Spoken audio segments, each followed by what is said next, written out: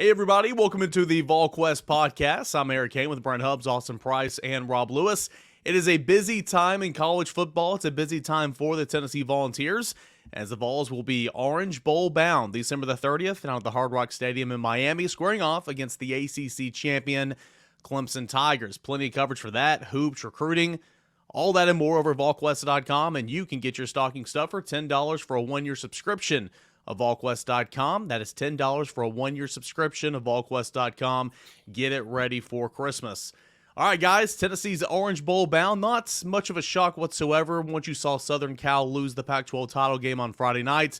Austin, Tennessee's heading down to Clemson. Should be a good matchup.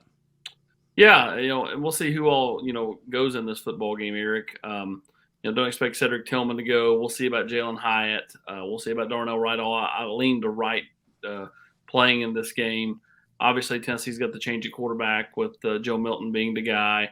Clemson's got their own change of quarterback with Cade Klubnik being the guy and DJ Uyangale, or sorry if I butchered that, going into the transfer portal, early this week. So it's going to be interesting to kind of see, who opts out for Clemson. They've had a few kids go to the portal too, but most of the kids going to the portal on either side are not really contributors outside of maybe a little bit of special teams. So, what starters opt out for this game for both sides will be interesting to me, and I think will honestly tell the tale of this football game.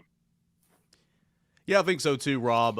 But regardless, I mean, there was a lot of chatter about if Ohio State didn't make it into the college football playoffs. Now it's a moot point, but they would be pushing to not go to the Rose Bowl. That would push Tennessee to the Cotton Bowl and all that. It kind of worked itself out, regardless of who's going to be playing on either side. I think this, at least from a fan's perspective, I think more people will travel to Miami. I think this game is something a little bit more to get amped up and juiced up about here at the end of the month and going to Dallas and playing a Tulane. I don't think there's any doubt. I think it's a really nice matchup. I mean, I think it's very appealing. I think it'll draw TV eyeballs. I mean, Clemson is a national brand. I mean, Tennessee's been down, but still, has a huge following.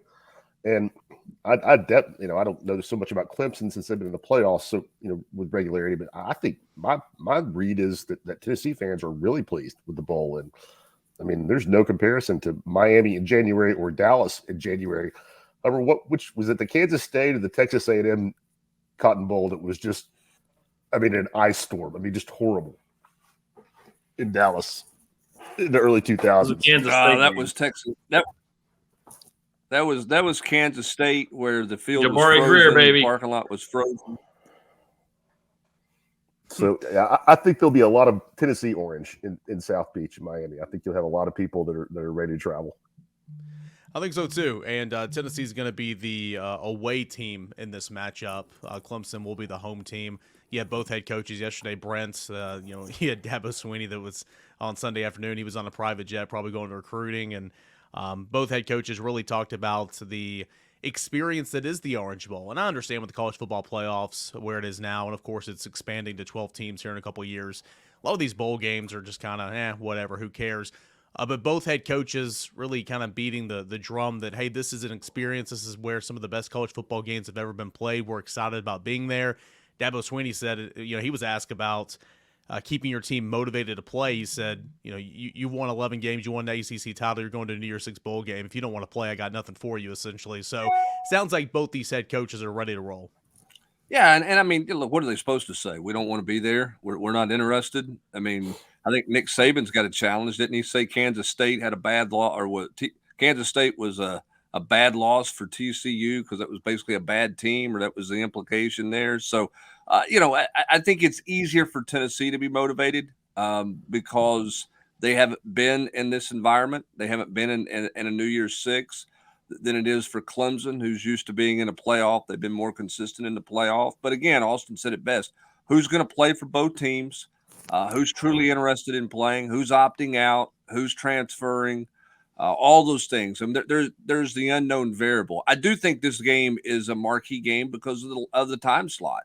And I know some people wanted to go to the Sugar Bowl and because of the history of the Sugar Bowl, and they all, talk about 85, 86 and relive that moment. But the reality is the Sugar Bowl's a brunch game. I mean, it's 11 a.m. kickoff local time ahead of the college football playoff. You're not going to get a whole lot of of chatter about you leading into, as that game is the lead into the college football semifinals. So I think playing on the 30th at night when the only game in town under the lights probably helps motivate teams a little bit more as well. So we'll see.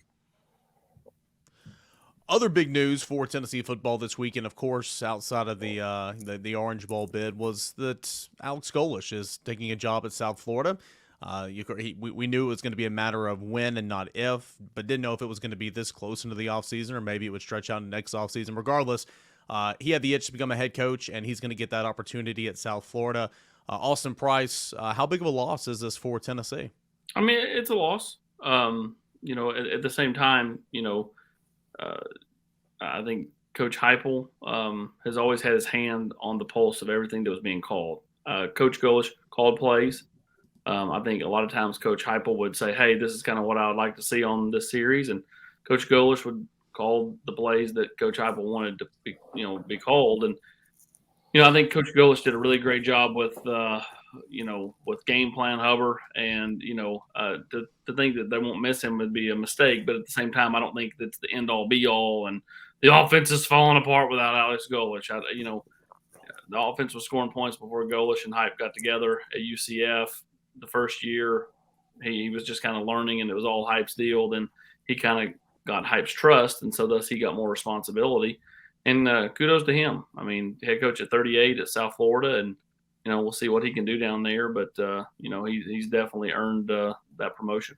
Yeah, and I think he can help to incorporate some stuff. I mean, he brought some ideas in the run game and some things with the tight ends that I think was important. I think the biggest thing is they became kind of in each other's head, right? You could anticipate kind of what one was thinking and the other was thinking, which helped that offense roll really fast. And then you got a quarterback in Hendon Hooker that operated really fast, and that thing really took off. So I think Alex Golesh is a smart guy. I think he's a good football coach. I think he's taken on a heck of a challenge in Tampa. I know that their investment is improving up there. In his introductory press conference where the donors were there, not the team meeting one, but the formal press conference, he spent a couple of minutes talking and pleading with the collective and for NIL money, because that's the world we live in now.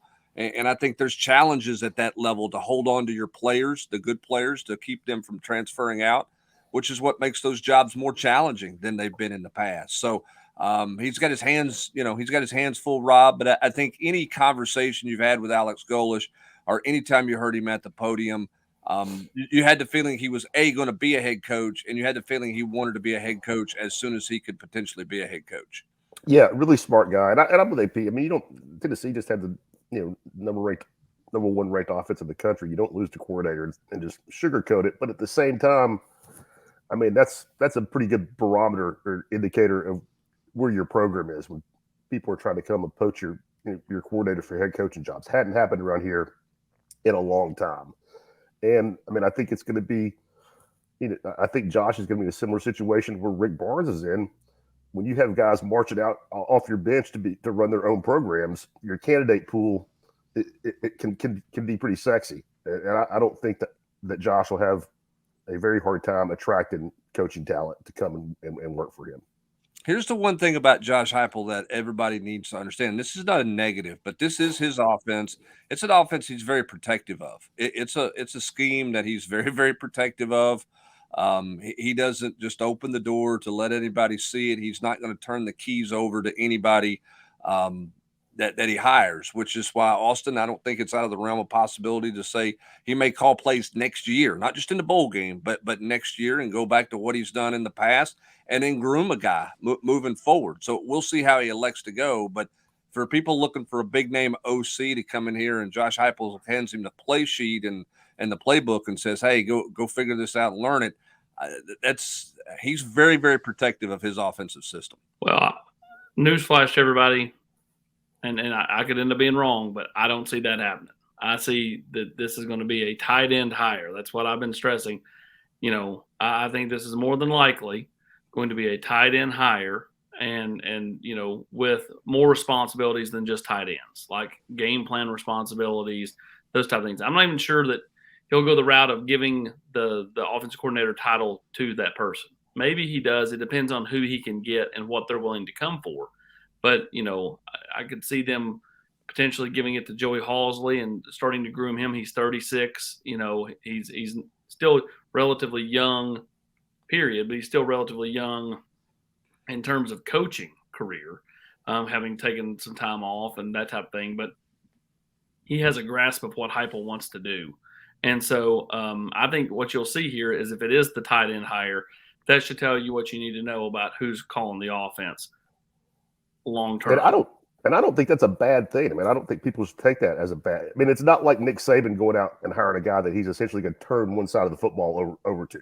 I mean, Heupel's going to be in charge of the offense no matter who the coordinator is. So that's, just because you're not paying some dude $1.8 million a year, that's an established name. I don't think that's, like Huber said, I don't think that's a negative in any way because of how hands-on Josh is.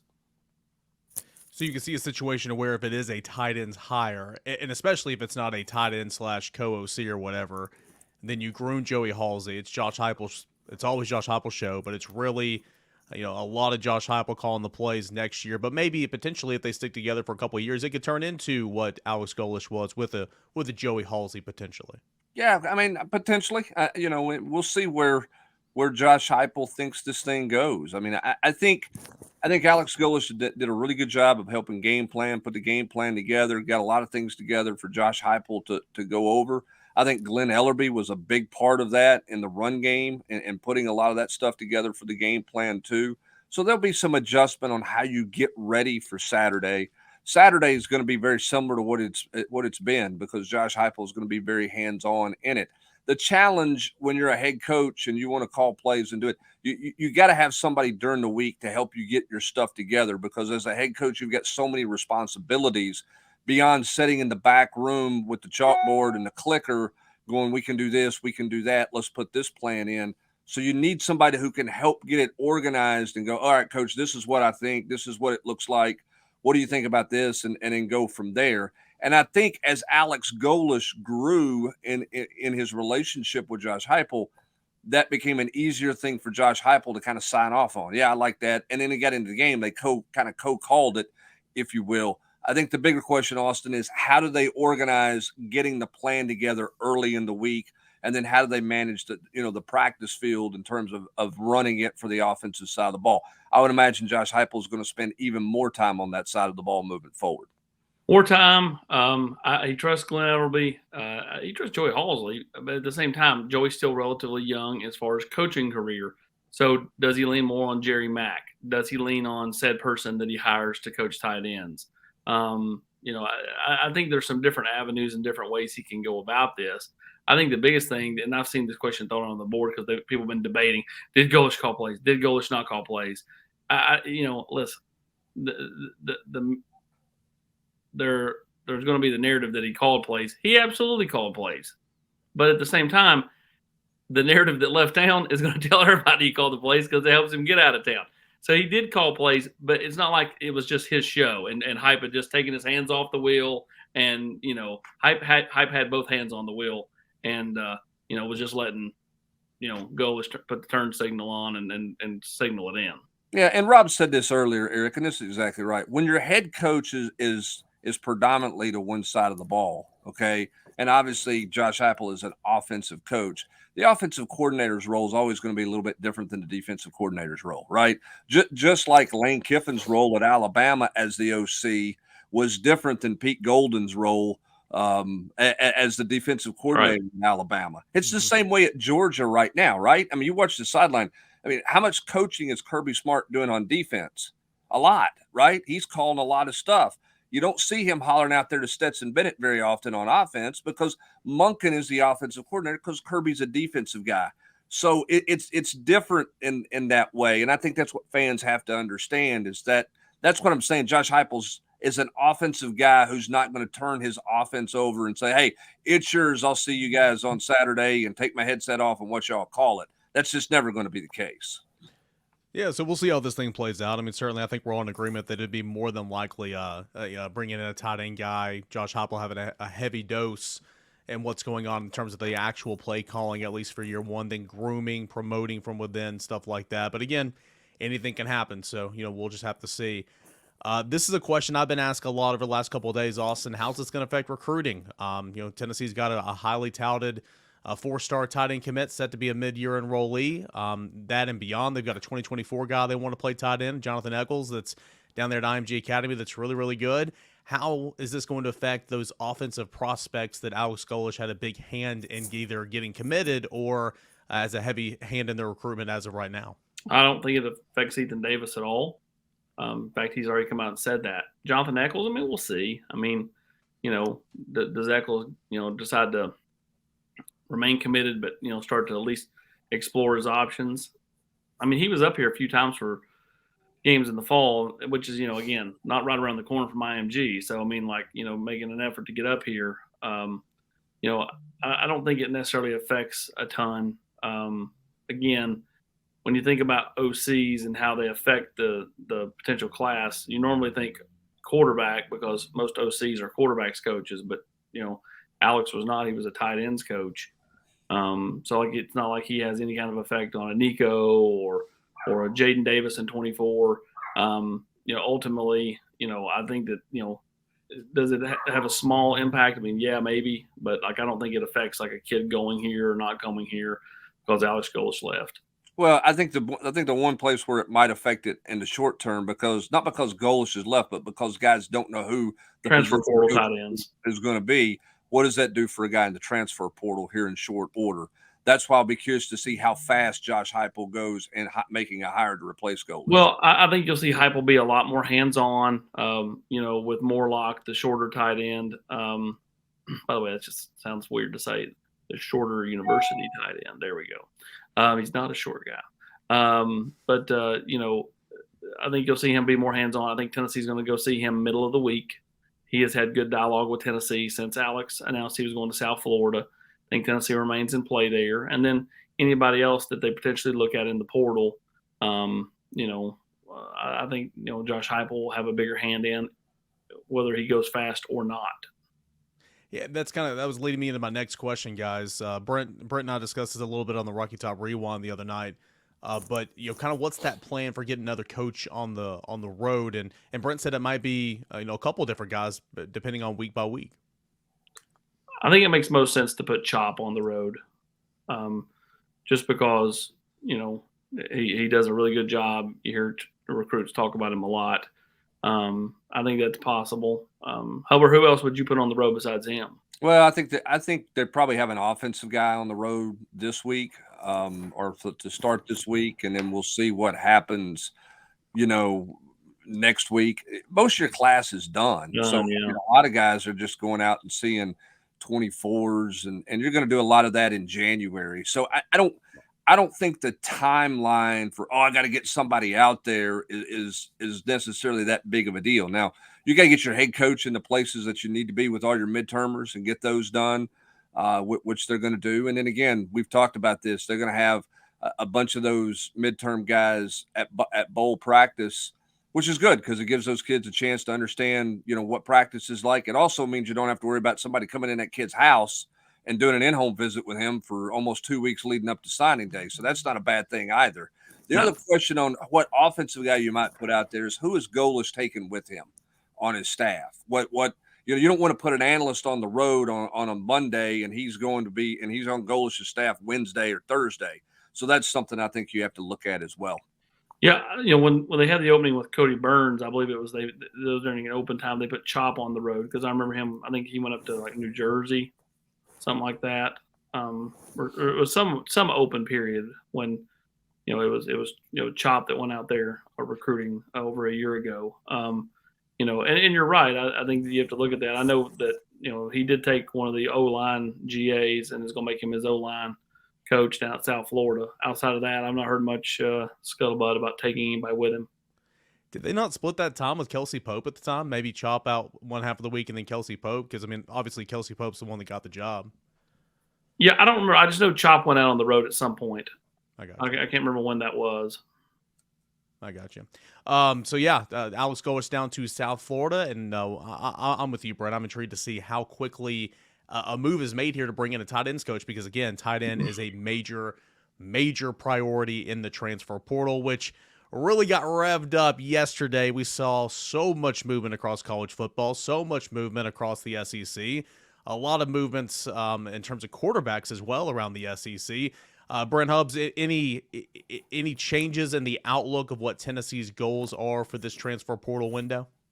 No, I don't think so. One other quick note to wrap it up on Golish and the transfer portal. Remember this. I mean, it's not like he's been able to talk to tight end transfer possibilities other than the kid from Shorter University, because you can't talk to those guys till they're officially in the portal. And he's the only one who was officially in the portal that Tennessee was involved with. So that could have really been the only conversation Golish would have had with a transfer guy if somebody's just gone into the portal. In terms of Tennessee and your question, Eric, about needs and what does that look like? No, I mean, I think Tennessee's needs remain the same. They want an offensive tackle if they can get one.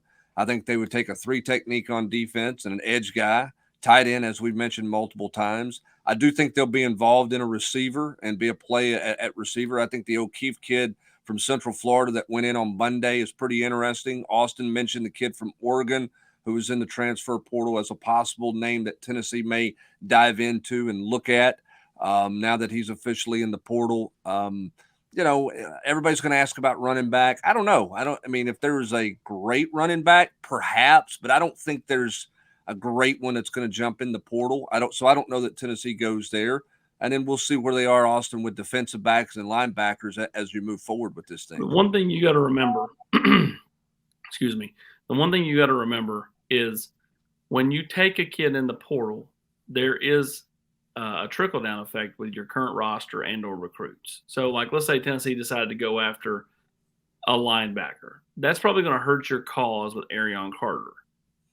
It just is. Like, I know fans sometimes don't understand that, but there's a trickle-down effect. If you go after a running back, Jalen Wright, Jabari Small all of a sudden become possibilities to go to the portal because, they're not trying to get replaced. And so it's one of those kind of cat and mouse games. Do you want to get better? If you do, you want to go that route. But if, just realize that there might be a defection off your team in response to the addition you have. And remember too, there's another window. I don't have that date, guys. You can help me out, but it's after. It's in the spring, right around spring practice as well. Yeah, there is. And again, I mean, Austin's right. You got to be very cautious and not chase everything out there because if you chase everything, you better make sure the guy that you're chasing's definitely better than what you have on your roster. Because if it's just a guy, Rob, to fill an open spot to create depth, you may end up ultimately hurting your depth because it may send somebody into the portal or it may have a recruit decide to take another visit. This is a really interesting balancing time, I think, for coaches. I don't think I'd be sleeping a whole lot if I were a head coach right now trying to figure out how to manage all this because there's a lot of lanes merging together in a short window here, Rob. Well, I just think it's probably. I mean, if you're not talking about just getting ready to play a tough game, I think it's going to be the craziest time of the year for coaches. I think Tennessee's in a pretty good spot because they basically have 2 guys on the board.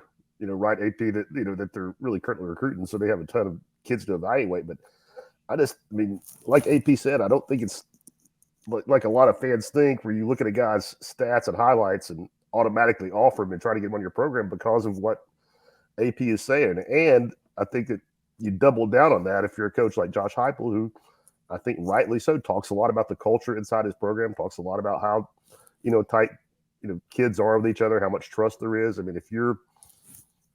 It's not exactly maybe a perfect metaphor, but if you're a position coach that's talking about how much you love your room, and then you leave your meeting room and you go call three transfers that you're looking to come in and move ahead of kids on your depth chart from the guys that you just got them talking about, how close everybody was. It can send some mixed messages, and the relationship aspect of it, I think, with the current team, the current assistants, is a dynamic that I don't think a lot of fans take into account. It's like driving on Kingston Pike at about 2:00 on a Tuesday afternoon. It's congested. There's a lot of backups. You got to find some detours. It's a lot is going on right now. A lot of people flipping each other birds. Yeah. There's a lot of people trying to merge into over top of each other. It's like that Hardin Valley exit at 5:15. Are you saying Kingston Pike between, let's say, Krispy Kreme and Sequoia Hills, Eric. That spot right there. Now that's the not so sweet spot that I'm talking about. That's only the inside joke that you get here, because every week about 2:15 we get the text, "Hey guys, really bad traffic coming from the house. I'll be there in just a second. We're getting ready to take the Rocky Top Round Table."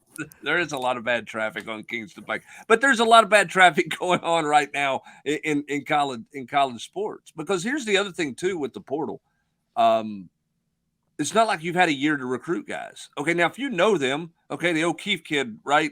Austin, Central Florida guy, Josh Heupel knows all about that guy, right? Or Jean Baptiste. Right. And you look at Gerald Mincy from a year ago. They knew, I mean, Glenn Ellerby knew him because he recruited him to Central Florida. But a guy that you haven't had a relationship with, you're going to get one, maybe two opportunities to meet him. And then you've got to decide, A, is he good enough to help us? B, is he the right fit? And C, what's the repercussions of him coming or not coming to your school? And you got to make that decision in a very quick window. That's a tough deal. I'm telling you. Well, we haven't even mentioned NIL yet, and how that might affect egos and hurt feelings and stuff in a meeting room. That's what people don't understand. They don't understand that every player across America at every school across America is picking up the phone, calling their collective saying, "I need more money. I need more money. I need more money." It doesn't matter if they caught one pass, 101 passes, 201 passes. They're picking up the phone and saying, "I need more. I need more. I need more. If you don't, I'm going to the portal." And it's just, it's constant. It never ends. And, the NIL part of all this is maybe the most,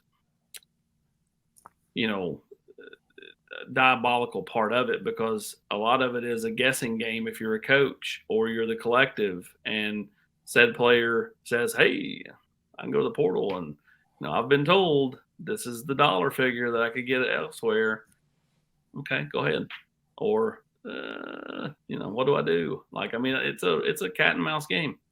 It's a big old game of chicken. And throw in the fact too, Eric, everybody who is going in the portal. You just don't want to be Biff, Hubs. You don't want to be Biff and go into the truck of manure.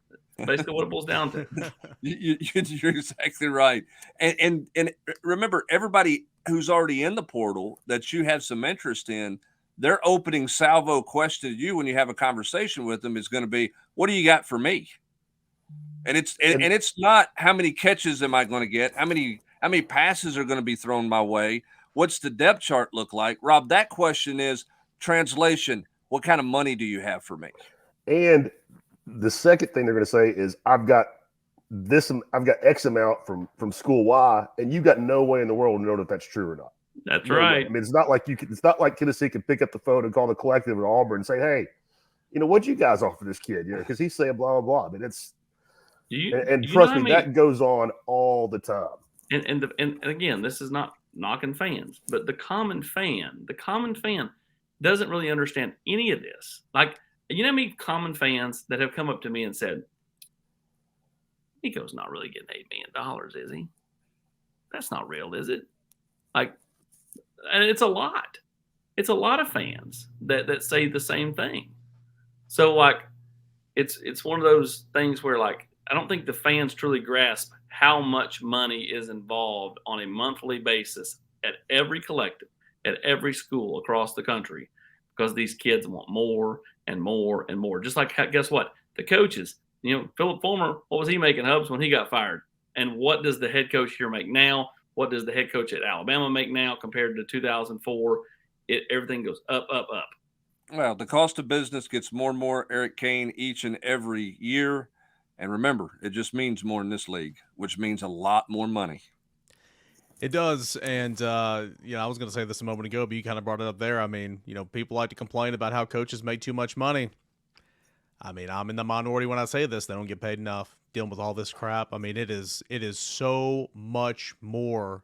Football is the simplest part of it all. I would say they do make enough. The problem is I just don't want to hear them complain about it. I don't want to, you're making a king's ransom. I get you got to deal with headaches on a daily basis, and there are 15,000 different headaches from 15,000 different directions. but they do get paid super well, especially the head coaches. Now, some of those assistant coaches that have to deal with some of the minutia, Yeah. maybe they need to gripe for more money. So a lot going on right now in terms of the transfer portal. Tennessee to the Orange Bowl, the college football playoff field is set. Of course, no surprise once USC lost, Georgia at 1, Michigan at 2, TCU at 3, Ohio State at 4. You got a semifinal round of Georgia and Ohio State. Oh, that just cracks me up in Michigan and TCU. But also this weekend, 5 official visitors, 4 commits. And then a guy you mentioned earlier, Austin, Arian Carter. What's the latest with Tennessee and Arian Carter? How did this weekend go? The weekend went well. Tennessee made up quite a bit of ground. Now, again, back to Alabama this weekend, so Alabama's got a chance to steal it right back away. But Tennessee did a really nice job with Arian Carter this weekend. I think it helps them that he was surrounded by Caleb Herring, Elijah Herring, other in-state kids. His parents were surrounded by the Herring brothers' mother, Tiffany. I think that's a nice feather in Tennessee's cap for the official visit, because people. You're sitting there conversing with not strangers, but people you have known for several years, and your 2 kids play on the same 7-on-7 team together. So I think that's a nice feather in Tennessee's cap. Again, I think Tennessee made up a ton of ground. Did they make up enough? I would call them even with Alabama. Alabama's going to get the last shot, and then what does it boil down to on the decision? Is he making the call? Is it a group decision with his mom and his dad? Kind of who's calling the shots here? To me, is the biggest question as we head into the final official visit with Alabama. And another question in terms of we expect, you said this in the Rocky Top rewind, we expect a lot of transfer visits, of course, but in terms of before National Signing Day from the prep side, not a whole lot of movement there from now until signing day, would you imagine? No, it's just Elijah Davis this weekend. No. I don't think Tennessee's, as of right now, has no plans to bring in anybody else between now and signing day from that. I do think that they'll bring in a transfer. But the only other potential out there is Larry Johnson III, and that's the junior college offensive lineman that Glenn Ellerby kind of. Tennessee was a surprise to me that Tennessee offered, because you hadn't heard his name, but he received an offer on Saturday. In my communication with him, he has expressed an interest in visiting here in the next couple of weeks. But we'll see if that pans out, where that thing goes from there. A little bit surprised about that offer. Junior college offensive linemen can be, high risk, in terms of how quickly they can contribute, or can they contribute. JJ Crawford played this year, right? And so, there's it was year 2. It was year 2. So we'll see and learn more about Larry Johnson moving forward. But that would be the only other potential guy that seems to be out there right now that they would bring in, who's not in a transfer situation. Last thing we want to get into here on this edition of the Volquest podcast, with plenty of football conversation. It's crossover season, Tennessee basketball. Now it's 7-1 on the year, a win over Alcorn State on Sunday evening, easy 94-40. Rob, no Santiago Vescovi in that basketball game, but Josiah Jordan-James made his return, although his knee soreness sounds like it's going to be game by game by game. Yeah, I'm really not sure what to make of the Josiah thing. Santi is really minor. I think if it was a conference game, he probably would have played yesterday. Josiah, to me, the best news was he looked fine.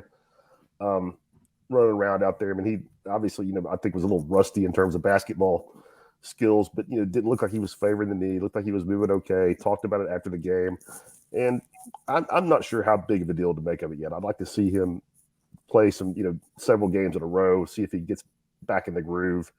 But I don't want to make too big of a deal of it until we get into conference play and really see, how he handles the grind. If it is an issue, does it get better? Because it's been a mystery to Tennessee people, because there's nobody's questioned Josiah. At all. I'm not saying that, but they just can't really find anything structurally wrong with it to explain the problems he's having, and kind of segue it out of that. I think Tennessee's playing great basketball right now, and the fact that they're doing it without him, I think says quite a bit about the depth on this team. Because even with Josiah not playing, Jamai Mashak is. He was going to play anyway, but I think they found out some things with Jamai Mashak they probably wouldn't have found out if Josiah was playing 28 minutes a game. I mean, you talk about picking up some slack. I think they're in a great spot with him, and I think the downside of having Josiah miss so much time is Tennessee can beat teams, but I don't think they can really figure out what they are, like what everybody's role is going to be, what your defined minutes are, and all that until he's fully back in the mix. And Tennessee will continue to try to figure that out. We'll see about the health and status, what Josiah looks like, and of course Santiago Vescovi. Tomorrow night, Eastern Kentucky. That game will be at 7 o'clock. It'll be on the SEC Network. Hey, that's going to do it for this round of the Volquest podcast. For Brent Hubbs, Austin Price, Rob Lewis, I'm Eric Kane. Really appreciate you guys for hanging out with us here today. Get in your mailbag questions for Thursday's edition of the podcast. That's coming up. We'll have it pinned on the board, so get in all those questions. And don't forget, you're looking for a late Christmas gift for your children, for your friends, for your parents, whatever. That Tennessee fan in your life, it's a $10 subscription to Volquest.com. Make that your final stocking stuffer. You still got some time. $10 for 1 year of coverage at Volquest.com. Make it happen. For the guys, I'm Eric Kane. Appreciate it. We'll be back on Thursday. And until then, enjoy the rest of your Tuesday, everybody.